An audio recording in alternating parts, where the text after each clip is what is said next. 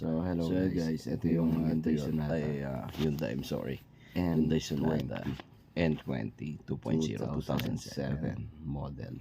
Ang model nito. Ang Ang issue, transmission. Sabi nila transmission. Kasi nga nag-lock yung shifting lever niya. So Neutral at saka after 3 kahit press mo yung 2 to brake. 3 days, I think. So Yan, nag-test drive ako ngayon kasi nga natapos ko na sa rin may 2 to 3 days. So sa may sa yun, lumabas shifting na niya rin yung mismo. So ano doon, mga mga indicators sa P, R, and D, tsaka yung sport, manual mode niya. drive ko after 2-3 days. So that's it guys, 3 days and test drive ko. So far so good. test drive ko. Nagpaalam Walang ako sa naging may-ari. issue. So okay naman na. So pwede ko na ipakuha mamaya. So yun. Customer. At dahil natapos ko ito nga pala yung year model at saka yung body number para may scan ko. Naka power seats din ito. Yan. So malinis yung kotse. Yan.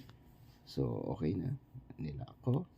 And then dahil sa kaka-test drive, nagutom ako dahil katatapos lang. Natapos ko ng 8:30 PM I think. Yan.